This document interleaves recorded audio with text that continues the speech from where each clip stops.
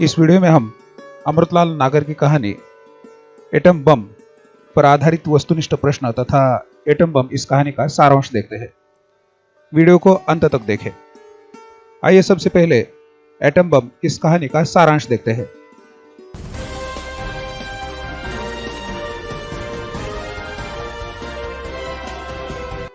Atom bomb Amritlal नागर की एक महत्वपूर्ण कहानी है जो आणविक अस्त्रों के खतरे से विश्व को सावधान करती है। यह कहानी एक वैश्विक समस्या को उभारती है। वैज्ञानिक प्रगति के साथ ही मनुष्य में यह आशंका भी व्याप्त हो गई है कि वैज्ञानिक आविष्कार विशेष रूप से अस्त्र शस्त्र के क्षेत्र में मानव सभ्यता को नष्ट कर देंगे। यह कहानी मनुष्य की इसी आशंका को अभिव्यक्त कर देती है तथा आणविक अस्त्रों के प्रयोग के विरुद्ध मनुष्य को चेतावनी देती है।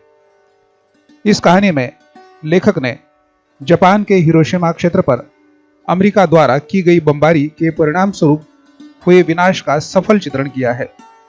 नागर जी यथार्थवादी कथाकार है। वे अपने कथ्य के संप्रेषण के प्रति विशेष सजग रहते हैं, अतः इनकी रचनाएं पाठकों को गहराई से प्रभावित करती है। इनकी कथाओं के पात्र मानव संघर्षों में सक्रिय रहते हैं तथा उच्च मानव मूल्यों की रक्षा के लिए जूझते हैं। वे स्वोद्देश्य रचनाधर्मिता के हिमायती है। इस कहानी में कहानी का नायक कोबायाशी, जो कि एटम बम की विभीषिका का प्रत्यक्ष साक्षी है। आइए देखते हैं अमृतलाल नागर की कहानी एटम बम पर आधारित वस्तुनिष्ठ प्रश्नोत्तरी। सबसे पहला प्रश्न, एटम बम यह कहानी किसकी है? इसके विकल्प है अमृतलाल नागर, प्रेमचंद, सूर्यबाला, कमलेश्वर। और इसका सही उत्तर है अमृतलाल नागर। एटम बम यह कहानी अमृतलाल नागर की है। देखते हैं अगला प्रश्न। कोबायाशी किस कहानी से संबंधित है? इसके विकल्प है अपरिचित, गौरी, दो बांके, एटम बम। और इसका सही उत्तर है atom bomb. Kobayashi atom bomb इस कहानी का नायक है। देखते हैं अगला प्रश्न। एटम बम के धमाके के बाद कौन बेहोश हुआ था? इसके विकल्प है कोबायाशी, डॉक्टर, नर्स, पत्नी। और इसका सही उत्तर है कोबायाशी। एटम बम के धमाके के बाद कोबायाशी बेहोश हुआ था। अगला प्रश्न, कोबायाशी रिक्त स्थान की धरती पर पड़ा हुआ था। इसके विकल्प है नागासाकी, हिरोशिमा, टोक्यो, ओसाका। और इसका सही उत्तर है हिरोशिमा। कोबायाशी हिरोशिमा की धरती पर पड़ा हुआ था।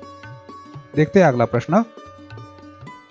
किसके लिए जिंदगी देह छोड़कर चले जाने की धमकी दे रही थी? इसके विकल्प है एक बूंद पानी, शांति, अन्न, एटम बम।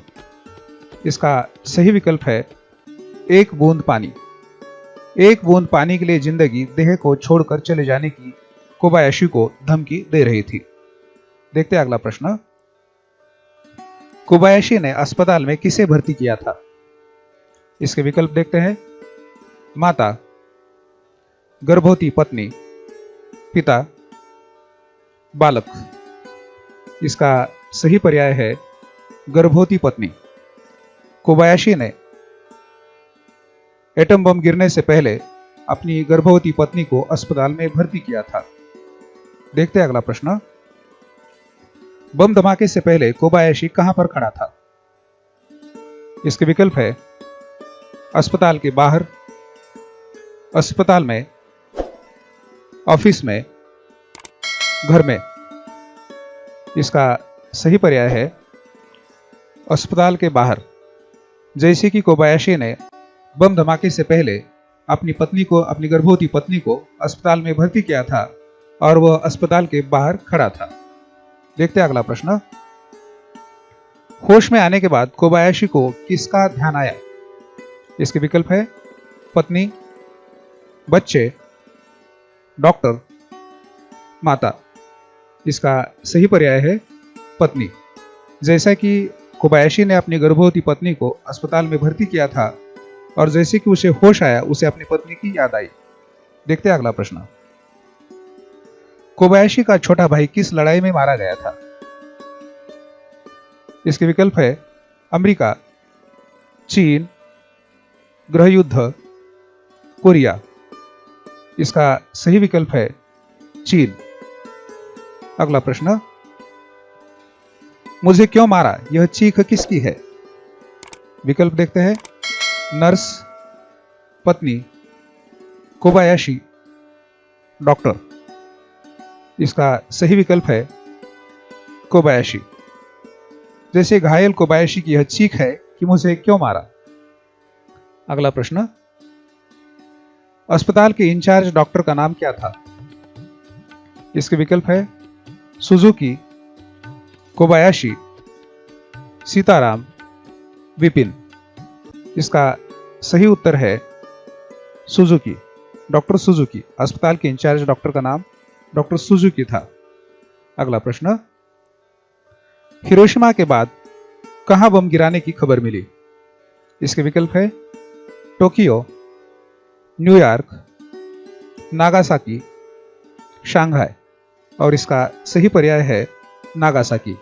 जैसा कि अमेरिका ने जापान के हिरोशिमा और उसके बाद नागासाकी पर बम गिराया था, हिरोशिमा के बाद नागासाकी पर बम गिराने की खबर मिली।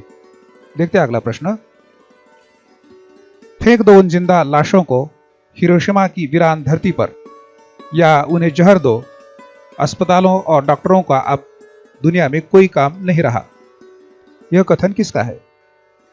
विकल्प देखते हैं डॉक्टर सुजुकी, नर्स, सिपाही, दुश्मन। इसका सही पर्याय है डॉक्टर सुजुकी। फेंक दो उन जिंदा लाशों को हिरोशिमा की वीरान धरती पर, या उन्हें जहर दो, अस्पतालों और डॉक्टरों का अब दुनिया में कोई काम नहीं रहा। यह कथन डॉक्टर सुजुकी का है। अगला प्रश्न। हमें जिंदगी को बचाना है, यह हमारा पेशा है, फर्ज है। यह कथन किसका है?